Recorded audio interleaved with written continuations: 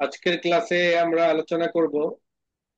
প্রথমে আলোচনা করব হলো কিভাবে একটা ইনভয়েস তৈরি করে, মানে রিসিপ্ট, ক্যাশ মেমো। যেমন আপনি একজন সেলসম্যান, আপনি একটা বইয়ের দোকানে, ধরেন আপনি মাকতাবতুল পাতা অথবা ইসলামিয়া কুতুবখানা অথবা আপনার এই অন্যান্য যে সকল পাবলিকেশন গুলো আছে, ওই সকল পাবলিকেশন সেলস ডিপার্টমেন্টে আপনি কি করছেন, জব করছেন। তো আপনার কাছে যখন কোনো ক্লায়েন্ট আসে, তখন সেই ক্লায়েন্টের যে একটা মানি রিসিপ্ট, একটা ইনভয়েস বা ক্যাশ মেমো যে আপনি তৈরি করেন, সেই ক্যাশ মেমোটা আপনি কিভাবে তৈরি করেন বলেন দেখি। সেই ক্যাশ মেমোটা অবশ্যই আপনার কাছে ক্লায়েন্ট বলবে যে আমাকে কায়দা দেন, আপনি কায়দা লিখেন। কায়দাটার দাম কত এটা আপনার জানা আছে, কায়দাটা কত পিস নিবে সেটা আপনার ক্লায়েন্ট আপনাকে বলবে, তাই না? যেমন আপনার ক্লায়েন্ট আপনার কাছে আসলো, বললো যে ভাই আমাকে কায়দা দেন 150। আপনি কি করলেন, মানি রিসিটের মধ্যে ক্রমিক নাম্বার 1 আইটেমস এর মধ্যে লিখলেন কায়দা, নুরানি কায়দা। কোয়ান্টিটির মধ্যে পরিমাণ লিখলেন 150 পিস। প্রাইসের মধ্যে দল লিখলেন, প্রতিটা কায়দার দাম কত সেটা লিখলেন। তো এই তিনটা জিনিস কিন্তু আপনি মুখস্থ লিখছেন, তাই না? কথা বলবেন। জি স্যার। এই তিনটা জিনিস আপনারা কি করছেন, মুখস্থ লিখছেন। কিন্তু এই জি। জায়গার মধ্যে তার মুখস্থ করার কোনো কাজ নেই। এই জায়গার মধ্যে কি নিতে হয়, ক্যালকুলেটর নিতে হয়, তাই না? জি স্যার। জি। তার জায়গায় কি নিতে হবে, মানে আপনি 150টা কায়দা নিলেন, প্রতিটা কায়দার দাম যদি 8.5 টাকা হয়, তাহলে 150 পিসের কায়দার দাম কত সেটা আপনাকে বলতে হবে না? জি স্যার। জি। জি। তো সেটা বের করার জন্য আপনাকে কি করতে হয়, ক্যালকুলেটর নিতে হয়, তাই না? তো প্রথমত জি। সেলসম্যানের কাজ হলো যেমন বললো যে ইকবাল ভাই আপনার কি কি লাগবে। তা আপনি বললেন যে ভাই আমাকে কায়দা দেন 150টা। আমি লিখলাম কায়দা 150। এরপরে আমি লিখলাম, আমি এগুলো কেটে দিচ্ছি, হ্যাঁ? আপনারা টাইপ করে লিখলে তখন আপনারা সহজে বুঝতে পারবেন। যেমন আমি এখানে লিখলাম কায়দা, নুরানি কায়দা। দেখেন, এই যে এ এবং বি, এ এবং বি, বি এবং সি, সি এবং ডি, প্রত্যেকটা কলামের মাঝখানে একটা ডিভাইডেড একটা রেখা আছে, দেখতে পাচ্ছেন? জি। দেখা যায়। জি। এই জায়গাগুলোর মাধ্যমে আপনার কলামগুলোকে আপনি বড় করতে পারবেন। যেমন নুরানি কায়দা, যতটুকু জায়গা ছিল তার থেকে বেশি বড় লেখা, তার থেকে বড় লেখা, তাই না? জি। ফলে দেখা গেছে এটা অন্য ঘরে চলে গেছে। তাহলে আপনাকে কি করতে হবে, এই ঘরটাকে বড় করতে হবে। দুইটা মাধ্যম আছে, কয়টা মাধ্যম? দুইটা। একটা, দুইটা মাধ্যম। মাউস দিয়ে ধরে টান দিলে যত বড় দরকার হবে তত বড় করা হবে, একটা মাধ্যম। আর একটা মাধ্যম হলো ডাবল ক্লিক। ডাবল ক্লিক করলে ঠিক যতটুকু পরিমাণের বড় দরকার ততটুকু বড় হবে।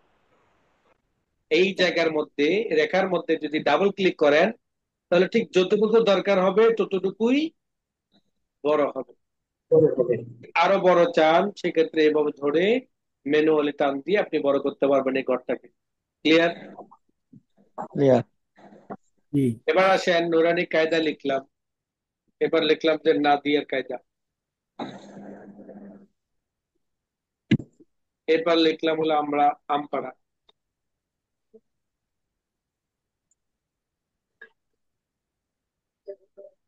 এরপর আমরা লিখলাম নুরানি কোরআন শরীফ।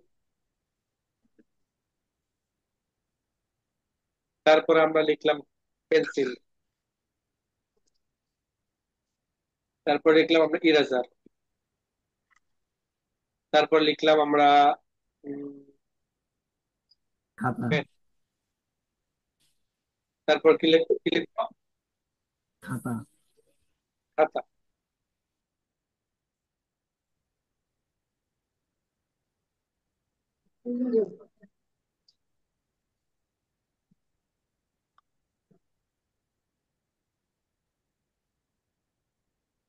এভাবে কি করব, আইটেম আমরা লিখে যাব, এভাবে কি করব, আইটেম লিখে যাব। কিভাবে আইটেম লিখে যাব, ক্লায়েন্টের, ক্লায়েন্ট কয়টা আইটেম চাই। যেমন ক্লায়েন্ট আপনাকে বলল নুরানি কায়দা দিতে 150, আপনি 150 না দিয়ে কায়দা চাইছে হলো আপনার 200টা, নুরানি আমপারা চাইছে হলো 200টা, কোরআন শরীফ চাইছে 12টা, পেন্সিল চাইছে 150টা, 144টা, ইরেজার চাইছে 144টা, পেন্সিল 144টা, বাংলা খাতা চাইছে হলো আপনার 2 ডজন, ইংরেজি খাতাও 2 ডজন, আরবি খাতাও 2 ডজন। তাহলে আপনি আপনার ক্লায়েন্টকে এই মালগুলো দিবেন, তাই না? কি বলেন? একজন দোকানদারের কাছে পুরা দোকানের সকল আইটেম কোনটা কত টাকা, এটা কিন্তু একজন দোকানদারের যেখানে কি থাকে, মুখস্থ। মুখস্থ থাকে, তাই না? জি। একটা মুদির দোকানে যদি লক্ষ রকমের আইটেমও থাকে, ওই মুদিওয়ালার কাছে আপনি দাম জিজ্ঞাসা করার সাথে সাথে সে আপনাকে দাম বলে দিবে। তো ওই মুদিওয়ালা হলো সেলসম্যান। ওই মুদিওয়ালা কি? সেলসম্যান। সেলসম্যানের একজন সেলসম্যানের মাথায় এটা থাকতে হবে, আমার মালটা আছে কি নাই, এবং আমার কোন মালটা কত টাকা, পাইকারি দাম, খুচরা দাম, সবকিছু দাম থাকতে হবে। যেমন নুরানি কায়দা আমি ধরে নিলাম 60 টাকা 75 পয়সা, নাদিয়া কায়দা ধরলাম হলো 8 টাকা 15 পয়সা, নুরানি আমপারা ধরলাম হলো আমরা 17 টাকা, ফ্রান্সের ধরলাম আমরা 96 টাকা, পেন্সিল ধরলাম আমরা 3 টাকা 95 পয়সা, ইরেজার ধরলাম আমরা 2 টাকা 20 পয়সা, পেন ধরলাম আমরা 4 টাকা 10 পয়সা, বাংলা খাতা ধরলাম আমরা 18 টাকা।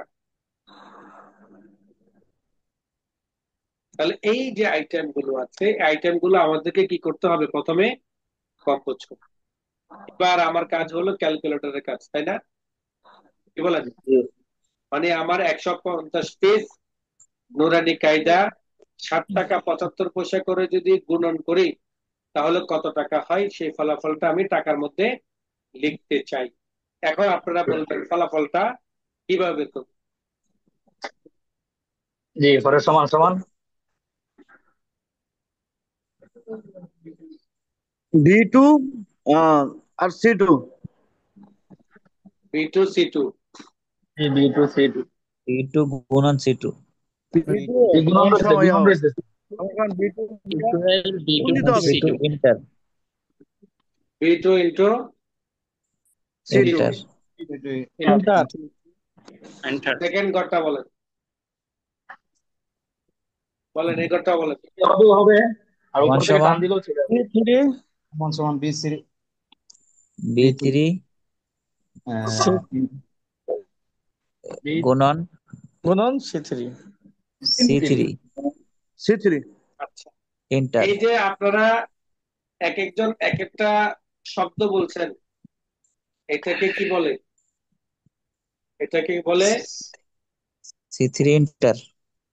মানে আপনারা যে এক একজন এক একটা শব্দ বলছেন, কে বলতেছেন সমান সমান শেষ, খালাস, মনে হচ্ছে যে চুক্তিবদ্ধ হয়েছেন যে পুরাটা আমি বলবো না, যে আমি একটু বলবো, তুমি একটু বলবা, তুমি একটু বলবা, বা শেষ।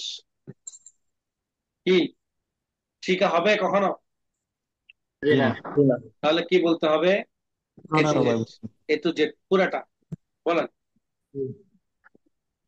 সমান সমান এই দুইটা তো আপনারা দেখেছেন, বুঝতে পেরেছেন। ঘটনা হলো এটার সাথে এটা গুণন হবে, আর এটা কোন ঘরে আছে দেখার জন্য এই জায়গার এই জায়গা খেয়াল করলে হবে, এটা কোন ঘরে আছে দেখার জন্য এই জায়গার এই জায়গা দেখলে হবে, ব্যাস শেষ। জি আগে পরে সমান সমান মাঝখানে একটা ইন্টু দিতে হবে। বলেন। জি সমান সমান সমান B4 B4 B4 ইন্টু সমান সমান B4 ইন্টু C4 তবে বলতে হবে, যে সমান সমান বলছেন সেই শেষ B4 পর্যন্ত বলবেন। ইন্টু C4 সমান সমান B5 B4 ইন্টু C4 সমান B5 into C5 inter. Four কেন আসবে বলেন, কেন ফোর আসবে বলেন। সমান সমান সমান সমান B6 into C6 enter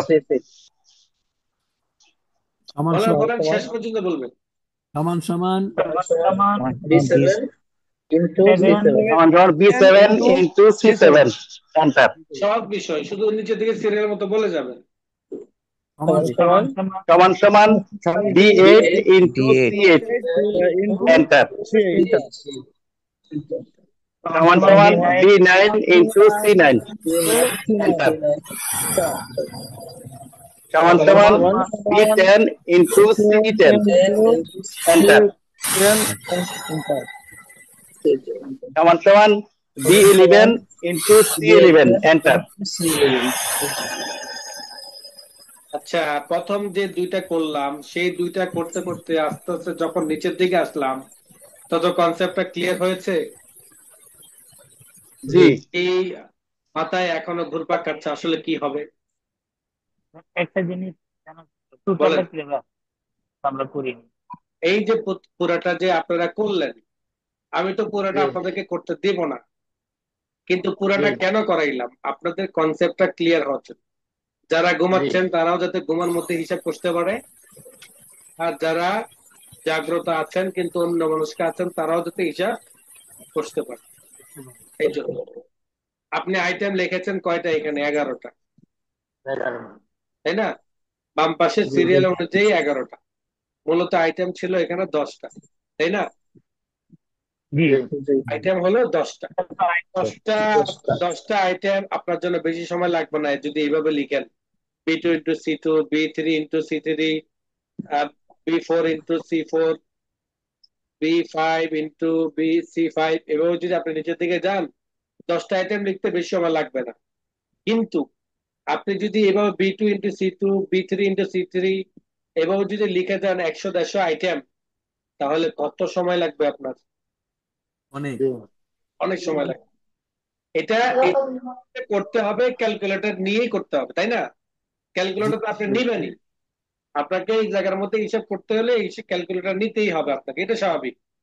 কিন্তু এইভাবে যদি আপনি লিখতে থাকেন 150 আইটেম, একজন কাস্টমার বিদায় করতে আপনার সারাদিন পার হয়ে যাবে। জি। তাহলে আর আপনার ব্যবসা করা লাগবে না বাংলাদেশে, আপনাকে দেওয়ালি হয়ে যেতে হবে, তাই না? একটা কাস্টমার যদি আপনি সময় লাগে, আপনি এই জায়গার মধ্যে মূলত সূত্র ব্যবহার করবেন। কি ব্যবহার করবেন? ফর্মুলা। কি ফর্মুলা বলেন? আমার এই ঘরের হিসাবটা যদি আমি এখানে আনতে চাই, সেই ফর্মুলাটা কি? সমান সমান B2 into C2 B2 into C2 তাহলে এই ঘরের ফলাফলটা হলো B2 into C2। এইটা কিন্তু আমাদের ভালোভাবে দেখে নিতে হবে, এমনটা যাতে না হয় B2 into C2 জায়গায় B2 into C3 দিয়ে ফেললাম। এমনটা যদি হয় তাহলে কিন্তু কি হবে? ভুল হবে। যেমন B2 ভুল হবে দেখেন, B2 into কি দিলাম? C3 দিলাম। আমার তো জ্ঞান বুঝের কোনো কায়দাই নেই, আছে? জি না কায়দা আছে, সেটা হলো এইখানে তাকাইলে তাও কি কাজের সময় এতে কিছু জ্ঞানে পড়ে না। এর জন্য প্রথম সূত্রটা আপনাকে কি করতে হবে? বুঝে শুনে দিতে হবে B2 into C2 তে ক্লিক C2 আমার ফলাফলটা চলে আসলো। আমার যখন যেই ঘরের মধ্যে কার্সর পয়েন্টটা থাকে, সেল পয়েন্টারটা থাকে, ওই সেল পয়েন্টারের উপরের দিকে একটা তিলক ফোঁটা আছে। একটা কি আছে? তিলক ফোঁটা, মানে ডট, ডান পাশে উপরে। সবার মোবাইলে দেখা যায়? নিচে বলেন। আর উপরে না নিচে আমি আপনাকে দেখা, এই যে আমার যখন যেই ঘরে ক্লিক করব সেই ঘরটার মধ্যে যেটা কালো রং হয়ে যায়, ওইটার মধ্যে উপরে উপরে ডান পাশে একটা তিলক ফোঁটা দেখা আছে, ডটের মতো ডট। নিচে তো দেখা যায় আর নিচে উপরে উপরে উপরে উপরে ডান পাশে। উপরে ডান পাশে তার নিচের ডান পাশে কার্সরটা নিয়ে একটু দেখানো যায় না? দেখা যায় না তো আমি তো দেখতে পাচ্ছি, ভালো করে দেখেন সবাই, মোবাইলটা বড় করেন, জুম করেন। নিচে নিচে ডান কি পাশে দেখা যাচ্ছে? নিচে দেখা ডান পাশে। উপরে উপরে নিচে নিচে আপনি যদি মোবাইলটা উল্টা করে নিচে ধরেন তাহলে তো আপনি নিচে দেখবেন। মোবাইলটা ঠিক করে ধরেন, ধরছি স্যার, তারপর নিচে আসে। তারপর তারপরে নিচে নিচে। জি নিচে আসে নিচে নিচে দেন। মানে এটা হলো এটার মতো রাস্তার মধ্যে কিছু বিলবোর্ডে ছবি থাকে, ছবি। তো আপনি ডান দিক থেকে বাম দিকে যেদিকে যান ওই ছবির দিকে তাকায় যান, আপনি দেখবেন যে ছবিটা আপনার দিকে তাকায় রয়েছে, জি। তাই না? আপনি দেখেন, ট্রাই করেন। রাস্তার মধ্যে যদি কোনো বিলবোর্ডে ছবি দেখেন, ওই ছবিটা দেখবেন যে আপনার দিকেই তাকিয়ে আছে, শুধু আপনার দিকে।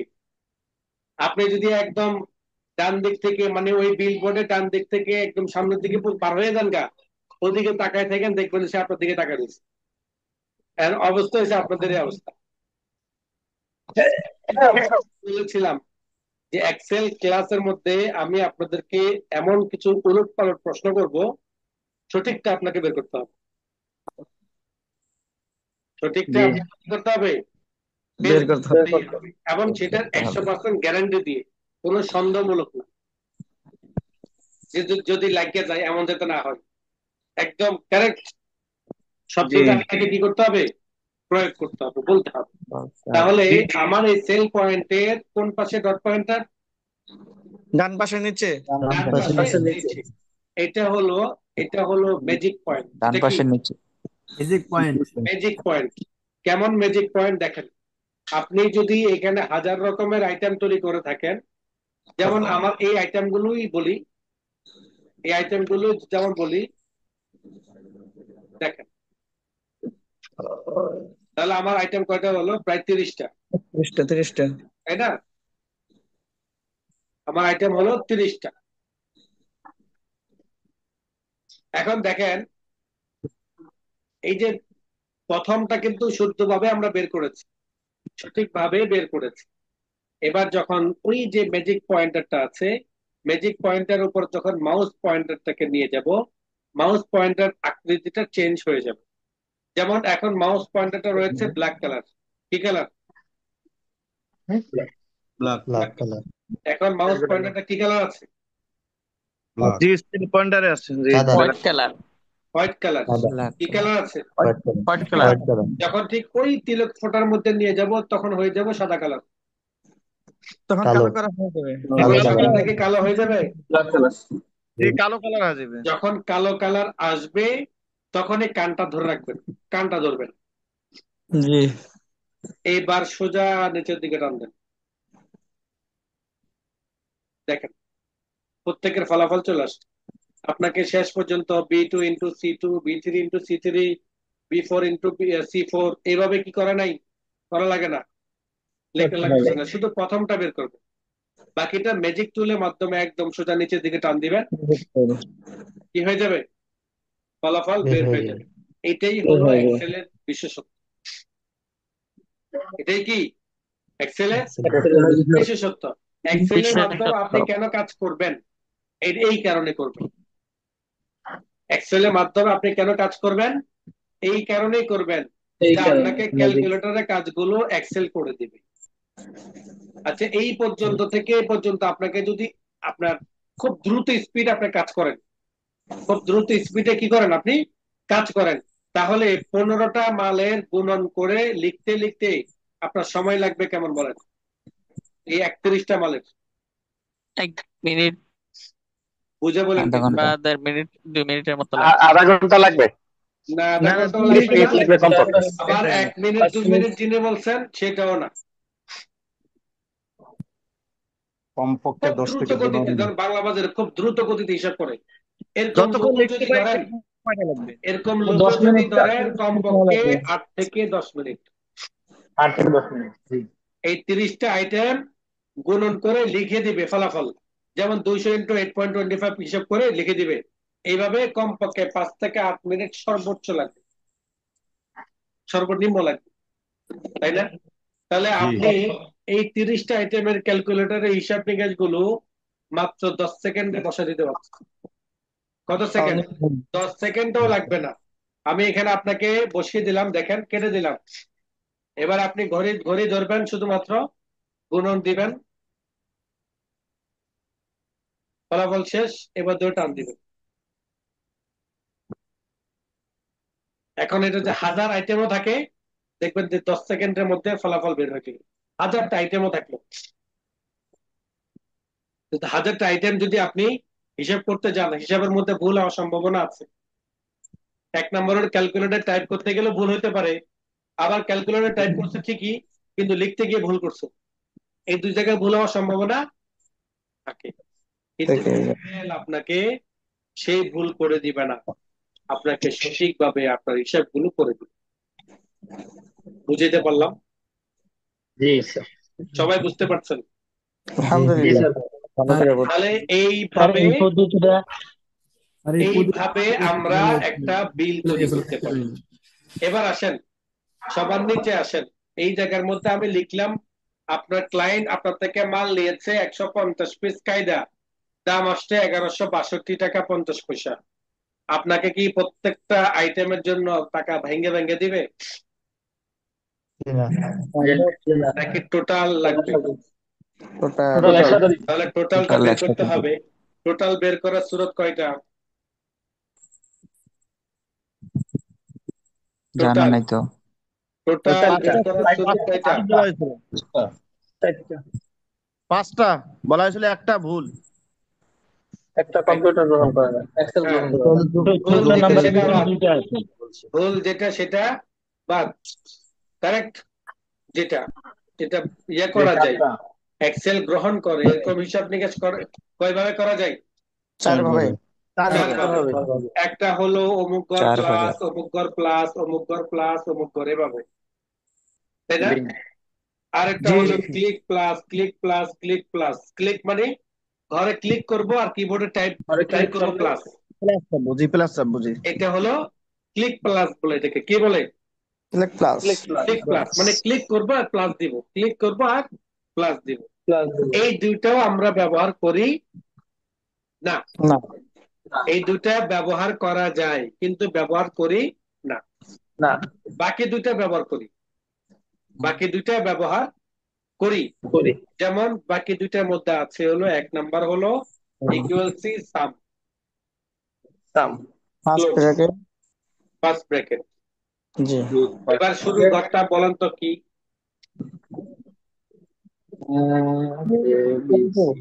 পুরাটা হলো আপনার B2।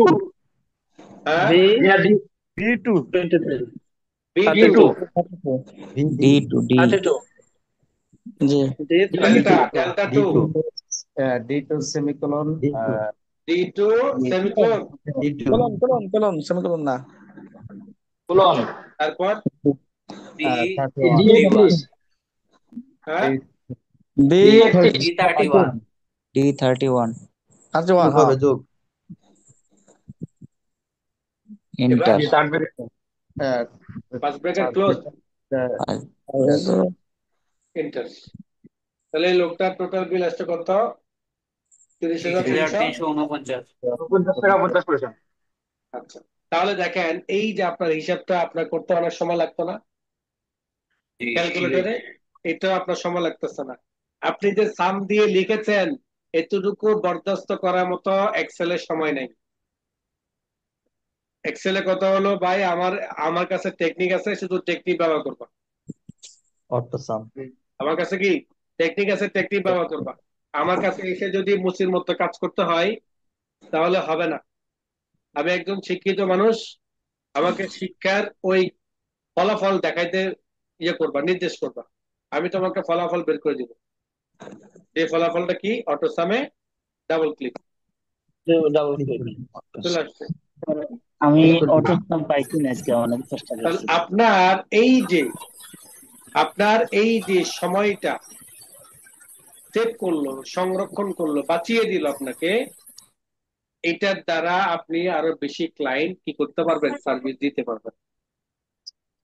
নরমালি ম্যানুয়ালি যদি বলি যে আপনি মানি রিসিভ হাতে কলমে করবেন, তাহলে এই পরিমাণ আইটেমের জন্য একজন ক্লায়েন্টকে মিনিমাম 8 ঘন্টা সময় দিতে হবে। একজন ক্লায়েন্টকে মিনিমাম 8 ঘন্টা একজন সেলসম্যানকে সময় দিতে হবে।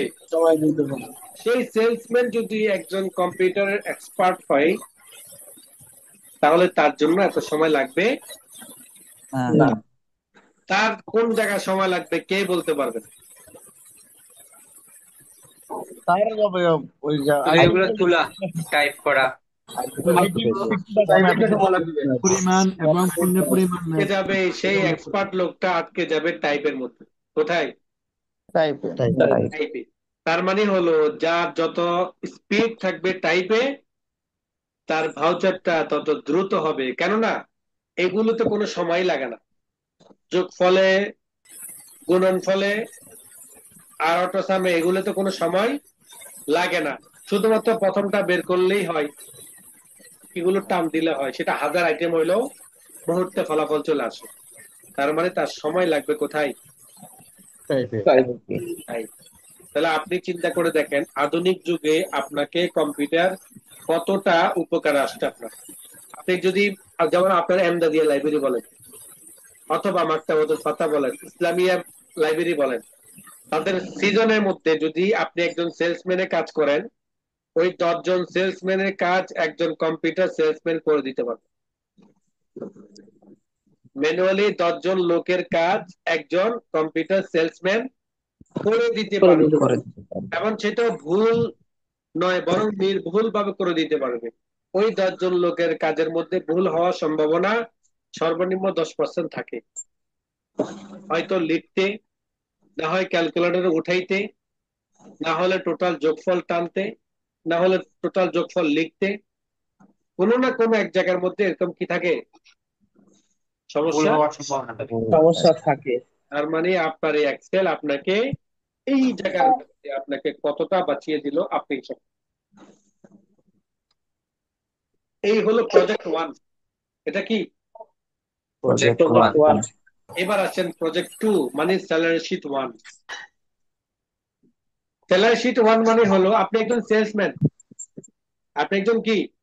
সেলসম্যান। কিভাবে সেলসম্যানের একজন লোক কাজ করতে হয়, সেই কাজটা আপনি ইনভয়েসের মাধ্যমে শিখলেন, তাই না? কি বলেন? সেলসম্যানের কাজ কতটুকু সেটা তো আপনারা বুঝতেই পারলেন।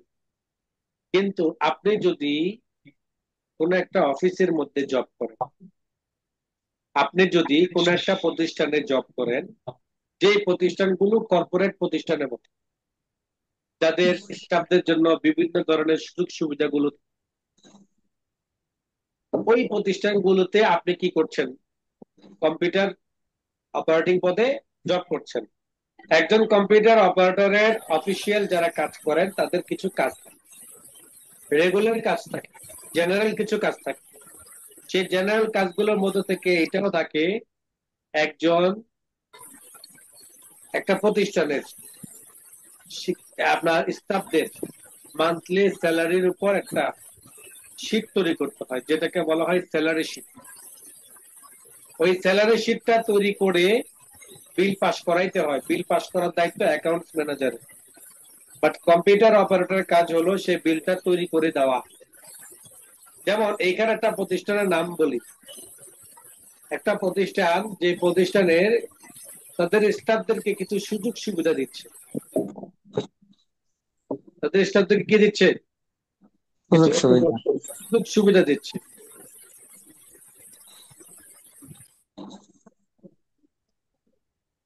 তার মধ্য থেকে কি কি সুযোগ সুবিধাগুলো দিচ্ছে আপনি একটু জেহানে রাখেন। যদি আপনি প্রতিষ্ঠান প্রধান হয়ে থাকেন, তাহলে আপনিও চেষ্টা করবেন তাদেরকে এই সুযোগ সুবিধাগুলো দিতে। নাম্বার 1, তার একটা মূল বেতন থাকে। স্টাফদের কি থাকে? একটা মূল বেতন। সেই বেতনের পাশাপাশি আরো কিছু ভাতা থাকে। ওই বেতনের পাশাপাশি আরো কিছু কি থাকে? ভাতা। ভাতা থাকে। যেমন তাকে তার অফিসের আশপাশে থাকার জন্য, একটা বাসা ভাড়ার মধ্যে একটা ভর্তুকি দেয়, একটা ডোনেশন করে, একটা পার্সেন্টেজ দেয় তার বেতনের সাথে, যে তুমি আমার অফিসের পাশে থাকবা, এর জন্য আমি তোমাকে বাসা ভাড়া বাবদ 15%, তোমার যে বেসিক বেতনটা আছে সেই বেসিক বেতনের 15%, 10%, 20%, 25%, যে প্রতিষ্ঠান যেভাবে দেয়। উদাহরণস্বরূপ একটা প্রতিষ্ঠান দিচ্ছে 15%। এখন আপনাকে ফলাফল বের করে দিতে হবে 15,600 টাকার 15% কত টাকা হয়। আমি বুঝাইতে পারলাম কিনা? জি জি, বুঝতে পারছি। আপনি আমার জি থেকে 1,000 টাকা নিলেন, আর আমি আপনাকে বললাম আমাকে 10% কমিশন দিতে হবে, যেটাকে আমরা কি বলি? সুদ কমিশন, বলি। গুড। তো আমরা বললাম এখন আপনি 10%টা বের করবেন কিভাবে? 1,000 ইন্টু 10% দিয়ে ফলাফল বের করতে হয় ক্যালকুলেটরে, তাই না? জি ঠিক জি। এই জায়গার মধ্যে আপনার মূল একটা বেতন ধরা হয়েছে, এই বেতনের পাশাপাশি আরো কিছু আপনাকে সুযোগ সুবিধাগুলো কোম্পানি আপনাকে দিচ্ছে।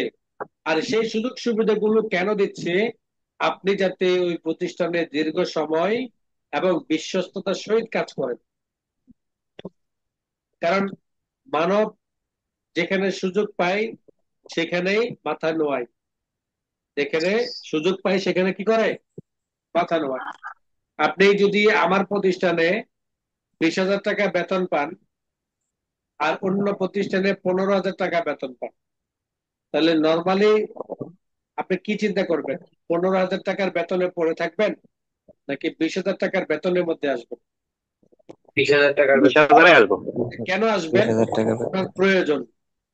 কেন আসবেন? মানবিক হিসাবে, প্রয়োজনে। মানুষ হিসাবে, মানব প্রয়োজন। হিসাবে টাকা আপনার প্রয়োজন, তাই না? সেই সূত্রে কিন্তু জি। আপনি ঠিক এইভাবে একটা কোম্পানিও চিন্তা করে তার স্টাফ যখন ভালো থাকে তখন তার কাজের আউটপুট ভালো থাকে। এই ক্ষেত্রে কোম্পানি কিছু কি করে, তার বেতনের সাথে সাথে কিছু সুযোগ সুবিধা দেয়। বাসা ভাড়া তো পুরো দিতে পারবে না, এর জন্য একটা পার্সেন্টেজ দিল 2340 টাকা উদাহরণস্বরূপ। তো যার 15-16 হাজার টাকা বেতন, ওই লোকটা কিন্তু কখনো 10,000 টাকা বাসা ভাড়া থাকবে না। কি বলেন? 15-16 হাজার টাকা বেতন যার, উনি কত টাকার বেতনে ভাড়াই বাসা থাকবে না? 1500-2000 টাকা থাকে। 10,000 টাকা থাকবে না, 2,000-3,000ও না, 4-5 হাজার টাকা থাকে। কারণ ঢাকা শহরে যারা থাকে তারা ভালো জানে, 1/3 মিনিমাম বাসা ভাড়ার জন্য রাখে তারা। 1/3 মিনিমাম কি বাসা ভাড়ার জন্য রাখে। কেউ কেউ রয়েছে এমন যে 40% বাসা ভাড়ার জন্য রেখে দেয়।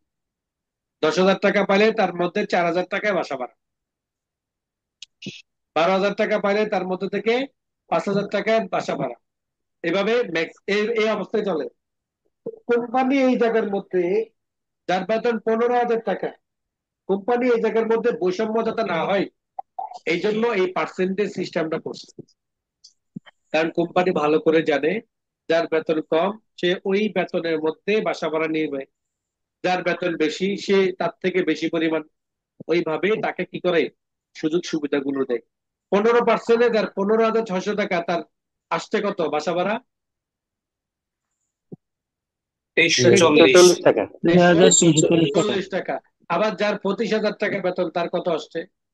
3,750 টাকা। 3,750। 25,000 টাকার বেতন সে কিন্তু 4-5 হাজার টাকার ভাড়ায় থাকবে না, মিনিমাম 8-10 হাজার টাকা। মিনিমাম কি 8-10 হাজার 8,10,000 টাকা। 8-10 হাজার টাকা যদি থাকে, তাহলে 8-10 হাজার টাকার মধ্যে থেকে যদি 3,000-3,500 টাকা দেয়, প্রতিষ্ঠান যদি দেয়, তাহলে ভাড়ার দিক দিয়ে তার একটা সাশ্রয় হলো কিনা? অবশ্যই। অনেক বড় একটা সাশ্রয় হলো, মানে অনেক বড়।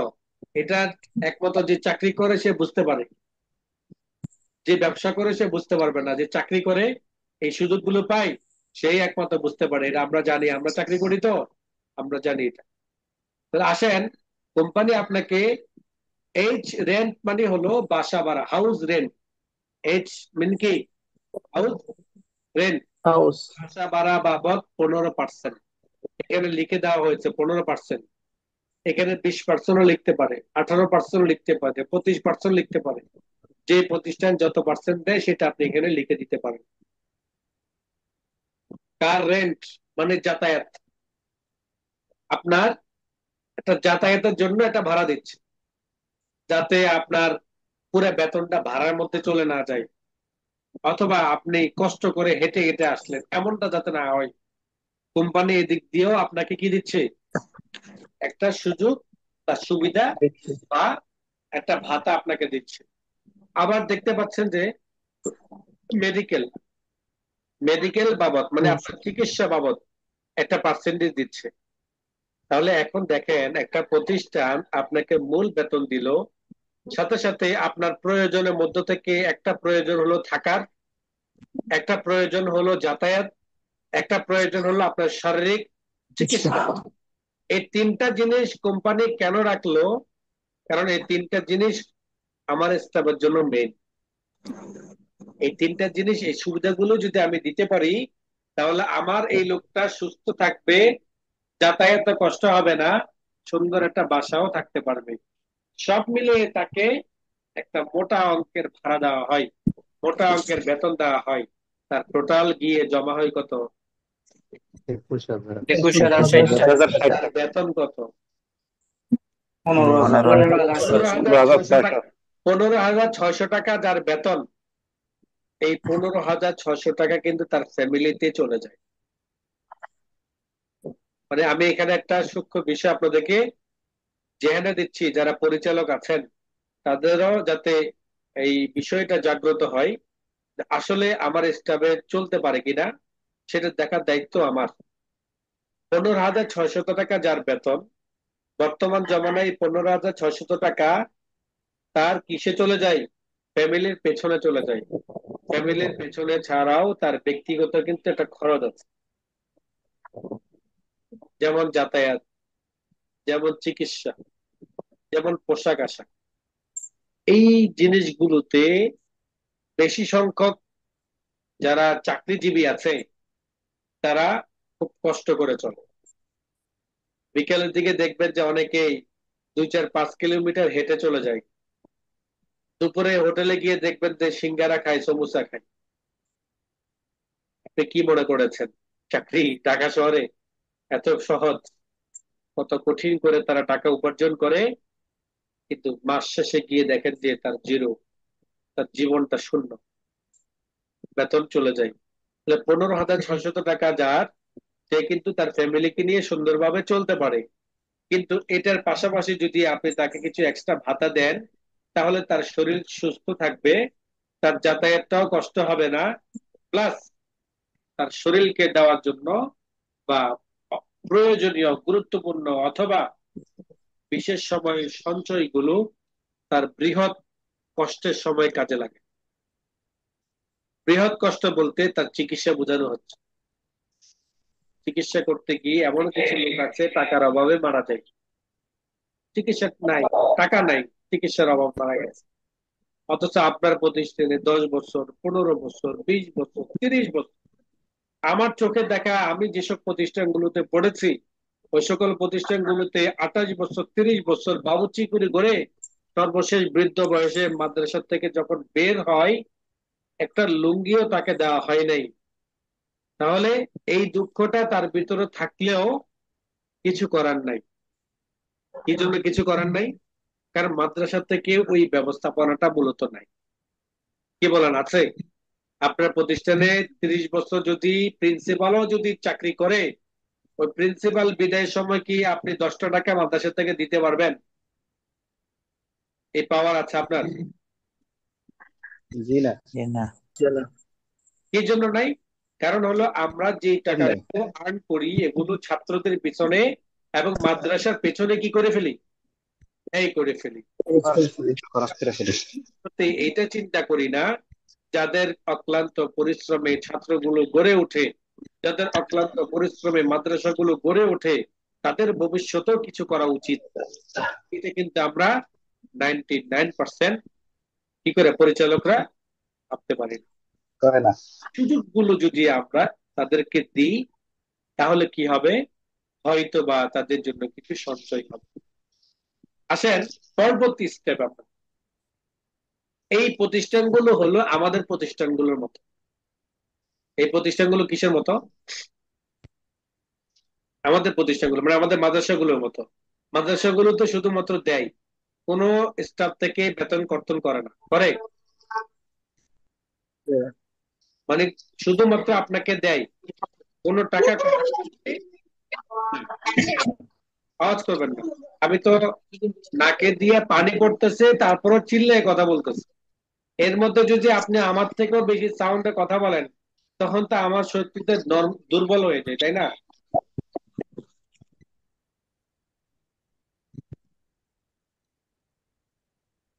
খেয়াল করেন, এই এই যে আমি স্যালারি শিট 1 দেখাইলাম, স্যালারি শিট কিন্তু আরো দুটা আছে, দেখেন, salary sheet 1, salary sheet 2, salary sheet 3। তাহলে স্যালারি শিটের 3টা ফরম্যাট আছে। কয়টা ফরম্যাট? তিনটে। মানে 3টা ফরম্যাট আমি আপনাকে দেখাবো কি জন্য জানেন? আপনি যাতে কোনো প্রতিষ্ঠানে কাজ করতে গেলে ওই প্রতিষ্ঠানটা কোন পদ্ধতিতে চলছে। আরিফ ভাই আপনি মিউট করেন।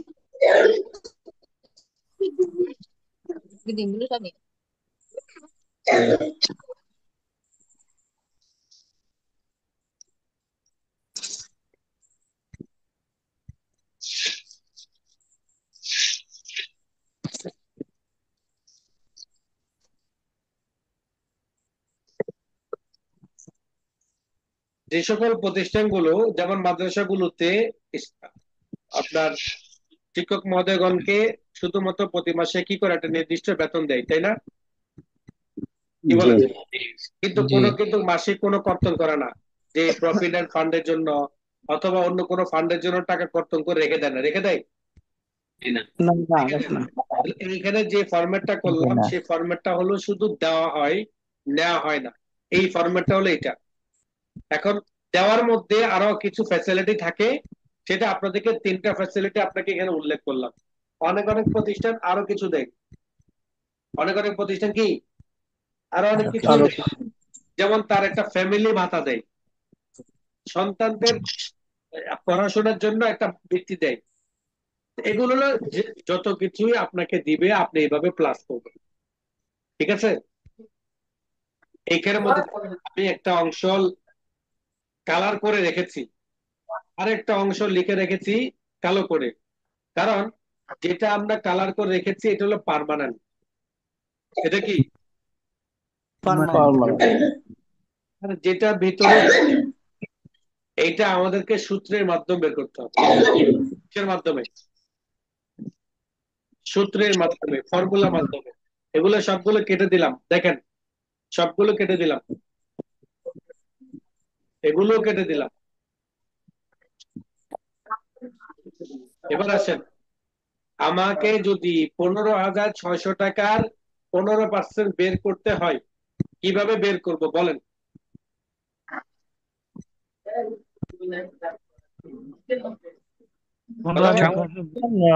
B divided C two. কিসের ডিভাইডেড?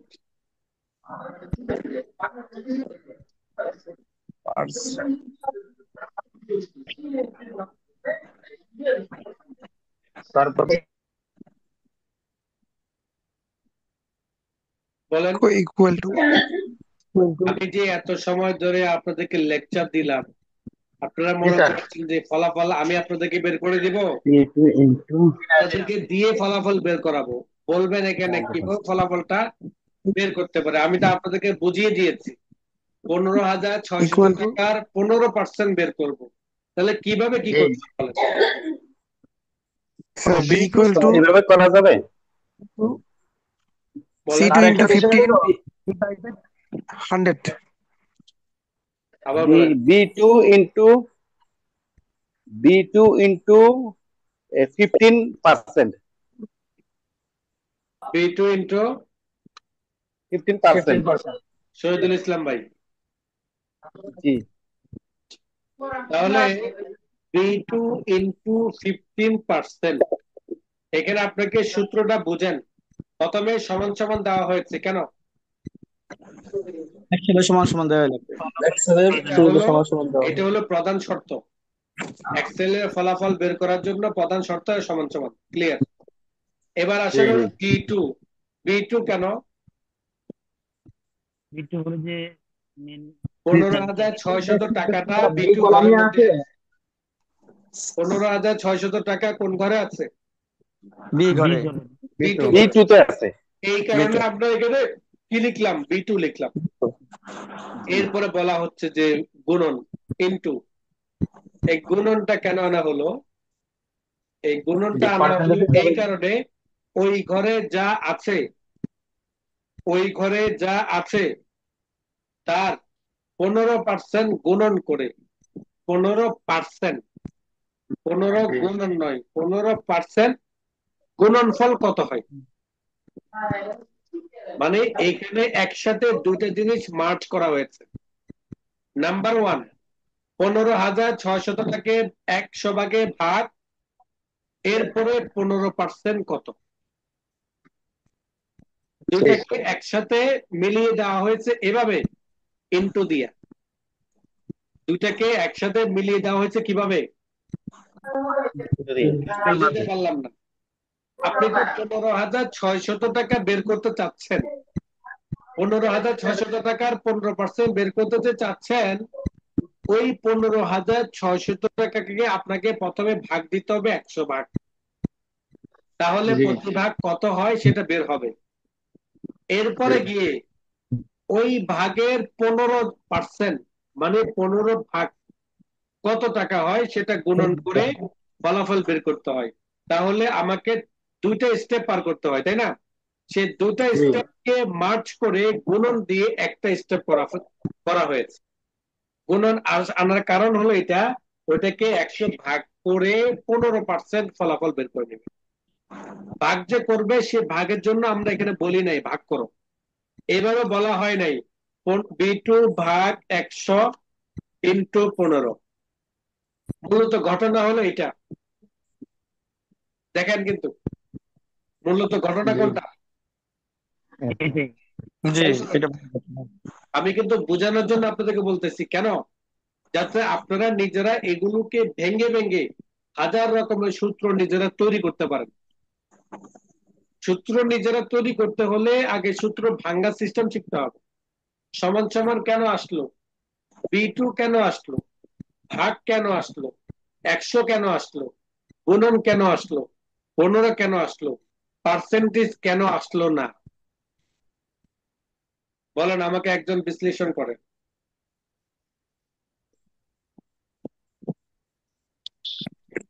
এখানে কিন্তু হচ্ছে বিটুটা 100 100% ভাগ হয়ে এরপরে 15% গুণন হবে। এই জন্য এখানে পার্সেন্টের দরকার নেই। 15% গুণন হবে তো হলো না তার কথা। এখানে 15,000 জি সরাসরি প্রথমে স্যার 15,600 100 দিয়া ভাগ করা হবে, ভাগ করার পরে এটা এক ভাগ হবে, 15,600 এক ভাগ বিশ্লেষণ হবে 100 ভাগ করার পরে। আপনারা কি তাফসীর করেন এভাবে, মানে স্কিপ করে করে? এখানে আসছে কিভাবে আপনাকে শাব্দিক ইয়েটা বুঝাইতে বলছে। সমান সমান কেন আসলো, B2 কেন এখানে লেখা হলো? 15,600-কে 100 ভাগ করে তারপর ওইটাকে ওইটার 15 ভাগ। 15 ভাগ, 15 গুণ। 15 গুণ। মানে 15% এখানে আর কি, 15 গুণ হবে আর কি। আবার ওই পার্সেন্ট। এখানে 100 ভাগের 15 ভাগ।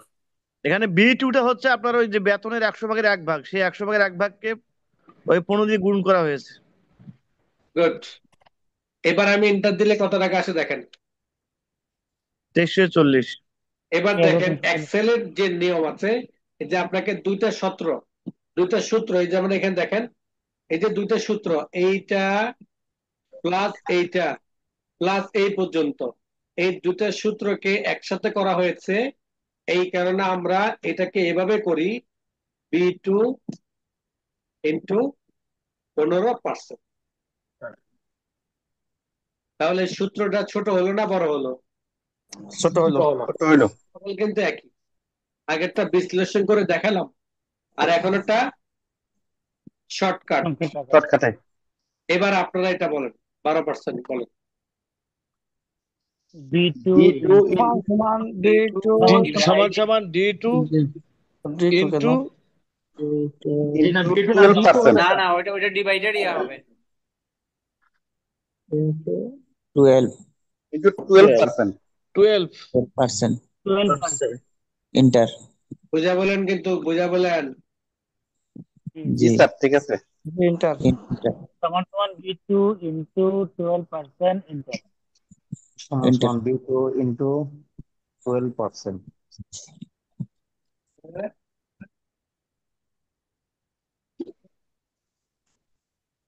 ঠিক আছে, জি। ঠিক আছে। এখানে D2 হবে তো। বি ডি টু না টু না হবে, B2 কি হবে? B B B B D two টুতেই হবে। আছে। D2 D2 হবে D2। হ্যাঁ, যেটা ওঠানোর সেটে সেটে কি হবে না এখানে? D2 D into D 12%। D B2 two হবে ইন্টু B2 12%। ইন্টু 12%। তাহলে আমরা এখানে কি দিব? এখানে D2 D into D two দিব। দিলাম D2 ইন্টু 12%।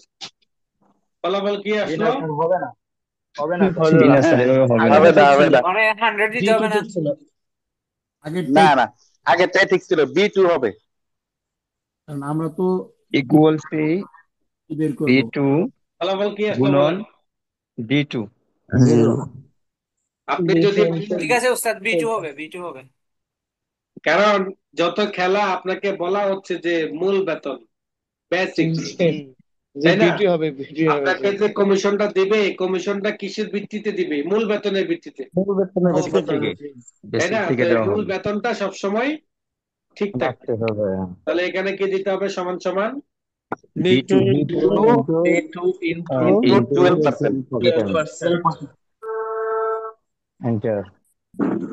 আচ্ছা, তা এবার এটা বলেন। ওটা নয় এতক্ষণ বললেন, সহজ হয়ে গেল। এই B2 কঠিনটা বলেন। ইন্টু এটাও sir B2 into B2 into 8%। 8%। 8%। 8%। হলো না তো।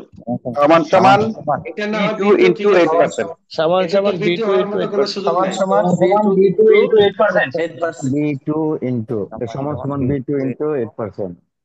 B2 হবে B2 B2 B2 into into আপনাদেরকে 8%। আর আটকাইতে পারলাম না। এন্টার। তার মানে হলো আমরা এটা বুঝতে পেরেছি যে বেসিকের উপর নির্ভর করে বাকি কমিশন গুলো হয়, তাই না? জি জি। জি জি জি স্যার। এবার আসেন হলো টোটাল। টোটাল যোগ করার অপশন কয়টা? চারটা চারটা। চারটা হলো নিখুঁত। আমরা দুইটা ব্যবহার করি। তারপর তাহলে দুইটা আমরা ব্যবহার এখানে করি। সর্বশেষটা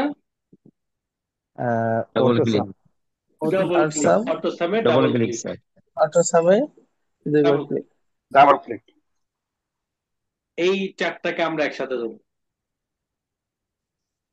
এবং এই জায়গা থেকে ধরে সোজা নিচের দিকে টানবো।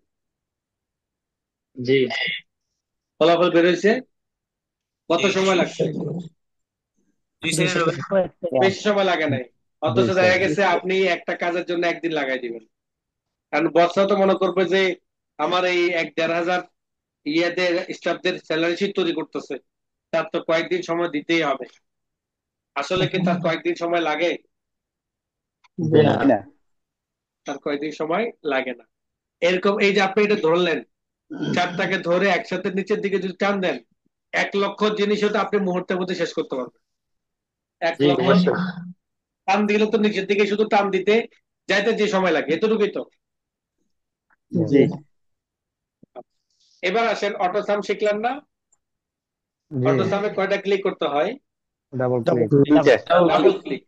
কিন্তু একাধিক করে যদি আপনি অটো সাম টানেন সেক্ষেত্রে 1 ক্লিক। কিন্তু একাধিক ঘরে যদি আপনি অটো সাম টানেন সেক্ষেত্রে কি? 1 ক্লিক। একাধিক ঘর বলতে কি? যেমন আমার টোটাল বেসিক বেতন কত আসলো, কোম্পানি জানতে চাইবে না যে আমার এই মাসে জি আমি ঘর ভাড়া বাবদ টোটাল কত টাকা দিলাম, বাসা ভাড়া বাবদ, মেডিকেল বাবদ, যাতায়াত বাবদ এবং টোটাল বেসিক, কি বলেন? জানতে চাবে না? জি জি তাহলে সেই জিনিসটা তো অবশ্যই। আমাকে নিচে লিখে দিতে হবে, তাই না? বেসিকের জি অবশ্যই। টোটাল, জি বাসা ভাড়ার টোটাল, তারপরে আপনার যাতায়াতের টোটাল, মেডিকেলের টোটাল, টোটালের টোটাল, গ্রাউন্ড টোটাল। এই ক্ষেত্রে একাধিক ঘর মানে আমি এগুলো সবগুলো তো অটো সাম দিয়ে আনবো, তাই না? আমি যদি একাধিক জি ঘরকে একসাথে সিলেক্ট করে অটো সাম 1 ক্লিক করি তাহলে প্রত্যেকটা ফলাফল চলে আসবে। তাহলে কি চলে আসবে? ফলাফল চলে আসবে। প্রত্যেকটার ফলাফল। প্রত্যেকটার ফলাফল চলে আসবে। আগে এইভাবে আমরা স্যালারি শিট 1 করব। এইভাবে আমরা কি করব? স্যালারি শিট 1 তৈরি করব। এবার আসেন স্যালারি শিট 2। স্যালারি শিট 2 এর মধ্যে আপনি এই পর্যন্ত পাবেন হলো স্যালারি শিট 1 এর মতো। ঘাবড়াচ্ছেন না তো? জি না। লং ক্লাস করছে কেন? আপনাদের একমাত্র আপনাদের বেঁচে ক্লাস টাইম কম করি। যারা পুরা পূর্ববর্তী বেচগুলো পড়েছেন তারা ভালো করে জানেন, বিশেষ করে 1 2 3 বেচ নাম্বার 1 2 3 মানে করোনার সময় এক একটা ক্লাস ছিল 2.5 ঘন্টা 3 ঘন্টা পর্যন্ত। মাশাআল্লাহ। যে ক্লাস করছে আর যে ক্লাস করাইছে দুইজনেই বিরক্তিহীন ভাবে বড় বড় স্বপ্ন দেখেই শিখাইছে, বড় বড় স্বপ্নকে লালন করে শিখছে। বুঝতে পারছেন? আপনারা তো আপনারা তো ঠিক 10:30 পার হতেই 10-15 জন নাই হয়ে যান মোট। এক নাম্বার হলো 9:30টার পর থেকে 9:45টার ভিতরে বুঝতে বুঝতে 10-15 জন, আবার ঠিক 10:30টা বাজলেই আস্তে আস্তে মাইনাস হতে হতে 18-20 জন আসে। এগুলো তো আমার চোখের সামনে তো স্ক্রিন থাকে আর আমার চোখে ভাসে এগুলো, খেয়াল করেন। তার মানে হলো এই পর্যন্ত কিন্তু আমাদের স্যালারি শিট 1 এর মতো, বেসিক, হাউস রেন্ট, কার রেন্ট, মেডিকেল, টোটাল। কি বলেন, শিখলাম না? নাকি কোনো তফাৎ আছে? জি না। একটাও তফাৎ পাইছেন? জি না। মানে এই পর্যন্ত কোম্পানি আপনাকে দিবে, এই পর্যন্ত টোটাল মানে কি, টোটাল তার প্রাপ্য। আকরাম পাবে 15,600 টাকা, সাথে এটার সাথে যোগ হবে তার বাসা ভাড়া বাবদ 2340, 1872 টাকা তার যাতায়াত, মেডিকেল বাবদ 1248 টাকা। তার এই চারটা মিলে টোটাল যোগফল হয় 21,060 টাকা।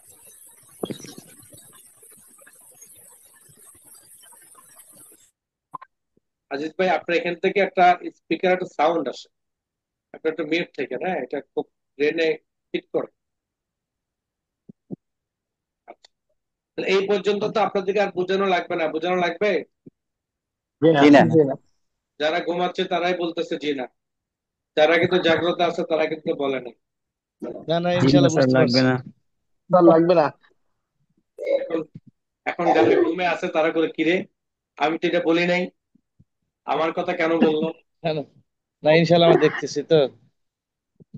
আচ্ছা, খেয়াল করেন। অতিরিক্ত তাহলে আমরা স্যালারি শিট 2 এর মধ্যে অতিরিক্ত দুইটা জিনিস শিখবো। অতিরিক্ত দুইটা জিনিস না, বলা যায় যে একটা, একটা আলোচনা করলে বুঝতে পারবে। যেমন P fund, P fund, provident fund যেটাকে বলা হয়, প্রভিডেন্ট ফান্ড। আপনারা সরকারি ইয়েদেরকে দেখেছেন, সরকারি চাকরিজীবী যারা আছে, সরকারি চাকরিজীবীদের প্রতি মাসে বেতন থেকে কিছু অংশ কেটে রাখা হয়। আমিও যখন চাকরি করেছিলাম আমারও বেতন থেকে কিছু কিছু টাকা কেটে রেখেছিল। আমি আলফাতার নাম তো শুনেছেন? মাকতাবাতুল ফাতাহ যখন শুরু হয়, মাকতাবাতুল ফাতাহ যখন শুরু হয়, এই শুরু লগ্নে শুরুর সময় কর্মী ছিলাম আমরা। শুরুর সময় থেকে প্রায় 10টা বছর মাকতাবাতুল ফাতায় ছিলাম। 9 বছর, 10 বছর ছিলাম। এই 10 বছরের একদম কায়দা থেকে শুরু করে, উর্দু কায়দা থেকে শুরু করে একদম পুরো দাওরা পর্যন্ত, এই যে কম্পিউটার নুসখা যা দেখতে পাচ্ছেন এগুলো সব আমার হাতের এবং আমার আরো কিছু কলিগদের হাতে, 2-3 জন। আমরা এই 4-5 জন কম্পিউটার নুসখা গুলো করেছি, ওগুলো সব আমাদের হাতে। এই যে 10টা বছর ওই প্রতিষ্ঠানে ছিলাম, কাজ করেছি, ওই প্রতিষ্ঠানের একটা প্রাইভেট কোম্পানি, ওই প্রতিষ্ঠানের এরকম প্রভিডেন্ট ফান্ডের অপশন আছে। প্রতি মাসে স্টাফদের থেকে একটা নির্দিষ্ট পরিমাণ বেতন কেটে রাখা হয় এবং এটার সাথে কোম্পানির পক্ষ থেকেও একটা পার্সেন্টেজ কি করা হয়, প্রভিডেন্ট ফান্ডের মধ্যে জমা রাখা হয়। দুইটা মিলিয়ে চাকরির মেয়াদান্তে তাকে এককালীন মোটা অঙ্কের কিছু টাকা দেওয়া হয়। বুঝতে পারছেন? এইটাই প্রভিডেন্ট ফান্ড। এই প্রভিডেন্ট ফান্ড যেসব প্রতিষ্ঠানগুলোতে চলমান আছে, ওইসব প্রতিষ্ঠানগুলোতে যদি আপনি জব করেন তখন আপনাকে এই সিস্টেমে কি করতে হবে, স্যালারি শিটটা তৈরি করতে তৈরি করতে হবে। বের করা সহজ। প্রভিডেন্ট ফান্ডও বেসিক থেকে বের করে, হয়তো কোনো প্রতিষ্ঠান 3%, কোনো প্রতিষ্ঠান 5%, কোনো প্রতিষ্ঠান 6, কোনো প্রতিষ্ঠান 7, কোনো প্রতিষ্ঠান 10। তো কোন কত টাকা বের করছেন সেটা কিন্তু আপনাকে বলে দিবে, বুঝতে পেরেছেন? যেমন আমি যেটা আপনাকে শিখাচ্ছি, ধরে নিলাম এটা 7%, তাহলে আপনি এই জায়গার মধ্যে যদি 7% বের করতে চান তাহলে কিভাবে করবেন বলেন? সমান সমান সমান সমান B2 B2 into 7%. হ্যাঁ, 7%. সমান 7%. B2 into 7% কেন হবে? যেখানে যে টোটাল অ্যামাউন্টটা দেখতে পাচ্ছেন, এটা কি নজরে পড়ে না? F2 F বেসিক বেতন থেকে তো হবে, পার্সেন্টটা বেসিক বেতন থেকে হবে, হ্যাঁ, স্যার এখন হবে টোটাল বেতন পার্সেন্টটা থেকে বেসিক বেতন থেকে হবে। F2 into 7%. বলেন, দুইটা দল আছে, বুঝতে পারছি। আওয়ামী লীগ সমান সমান দুজনে আছে, টোটাল বেতন এখন থেকে, বলেন। তাহলে F2 বেসিক বেতন থেকে হবে স্যার, টোটাল যে বেতন থেকে হবে F2 into 7%. ঠিক থেকেই হবে। স্যার তো বললেন যে বেসিক থেকে হবে। F2 এর পক্ষে আছেন, আবার অনেকে জি। আছেন বেসিকের পক্ষ থেকে, তাই না? জি জি জি এখানে দুইটা কথা বলি। জানি না। এক নাম্বার কথা হলো, আমি কিন্তু এখানে বলেছি প্রভিডেন্ট ফান্ডটা বেসিক থেকে হয়। জি জি জি যারা এই কথাটা খেয়াল করেন নাই তারা হয়তো বলেছেন যে F2, এক নাম্বার। দ্বিতীয় জি নাম্বার হলো, যদি এইটা বলে নাও থাকি, আপনার এই জায়গায় প্রশ্ন করার দরকার ছিল, যদি বেসিক থেকে হয় তাহলে B2 হবে, আর যদি টোটাল থেকে যদি প্রফিটের ফান্ডের টাকাটা কর্তন করা হয় তাহলে F2। দুইটা জি। কথাই আপনার বলা উচিত ছিল, কিন্তু আপনি অন্ধভাবে চলছেন। যখন যেটা কর্ণে আসে তখন সেই শব্দটা অনুযায়ী আপনি কি করতেছেন, ফাইসলা করতেছেন। অর্থাৎ আপনি যে ওই বেসিকের কথা বলছেন এটা খেয়াল করছি, এই জন্য এটা বলছি। আচ্ছা, যারা বেসিকের ব্যাপারে বলছেন, খেয়াল করছেন, তারা বেসিক ব্যাপারে বলছেন।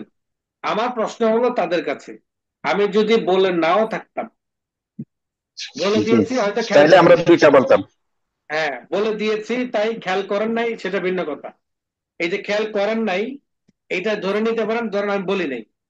এই ক্ষেত্রে তো আপনার থেকে উত্তর আসার কথা ছিল দুইটা, যে যদি আমরা বেসিক থেকে ধরি তাহলে B2 হবে, আর যদি আমরা টোটালে ধরি তাহলে F2 হবে। দুইটাই বলার দরকার ছিল।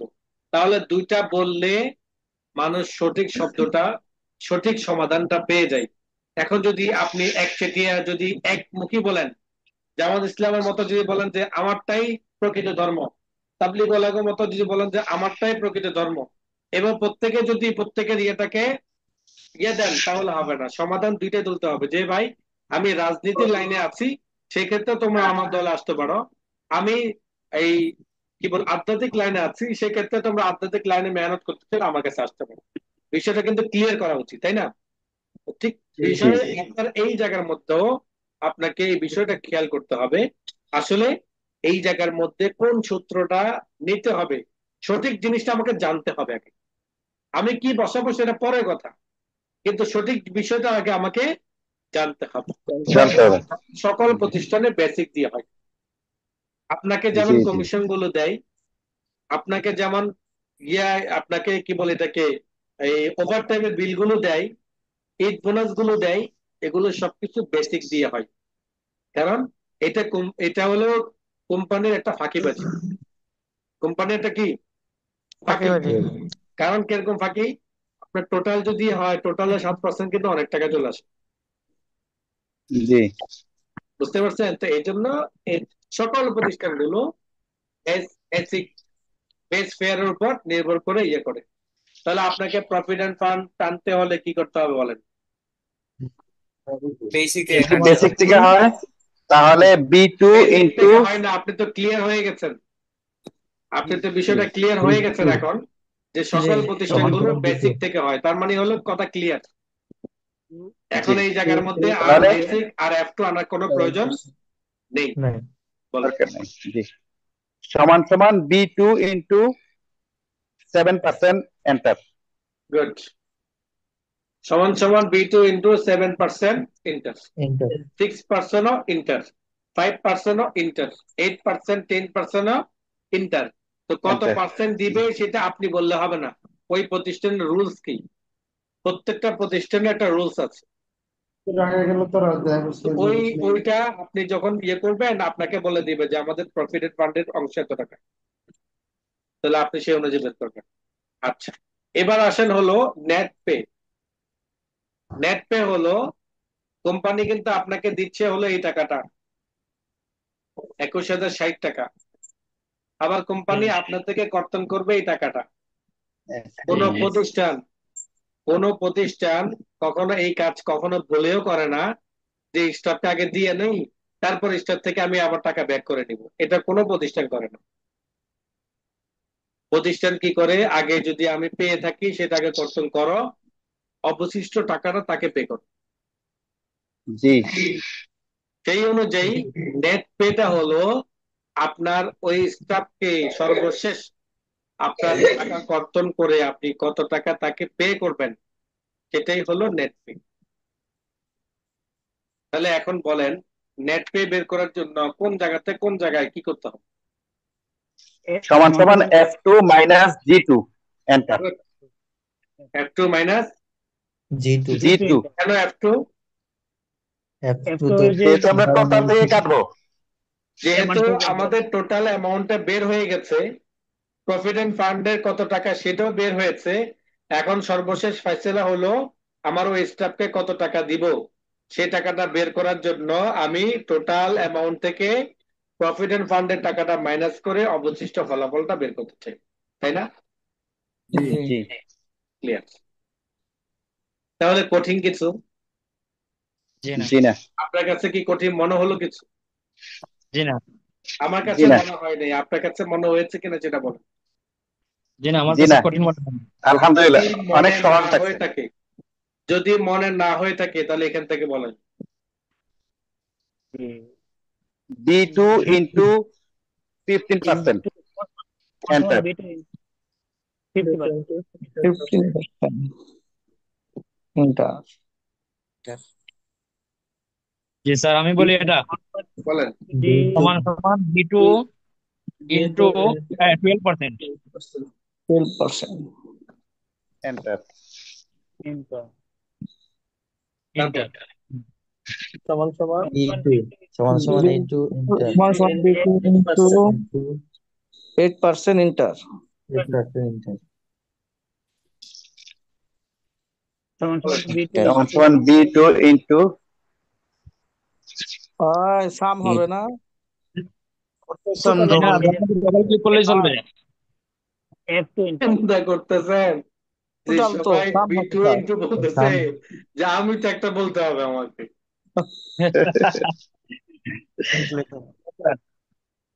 অটো ক্লিকের মধ্যে হইলে এটা হবে। অটো ক্লিকের সাম সাম হবে স্যার। জি বলেন। অটো সাম সাম। সমান সমান সাম ফার্স্ট ডবল ক্লিক করলে চলে আসবে। জি স্যার, অটো সামের মধ্যে সমান সমান ক্লিক করলে চলবে, অথবা এই সূত্র দিয়েও করা যাবে। এই সূত্রটা বলেন। যে এই সূত্র হলে তাহলে হলো B2 C2 colon plus plus এরপর হলো E2 C2 E2 E2 E2 জি থার্ড প্যাকেট। ক্লোন দিলাম কেন? এখানে তো ক্লোন হওয়ার কথা না, কেন ক্লোন দিব এখানে আমরা? এখানে তো আমরা B2 থেকে E2 পর্যন্ত যোগ করবো, এই জন্য E2 থেকে E2 পর্যন্ত যোগ করব। B2 থেকে E2 মধ্যবর্তী যা আছে সবগুলোকে আমরা কি করব?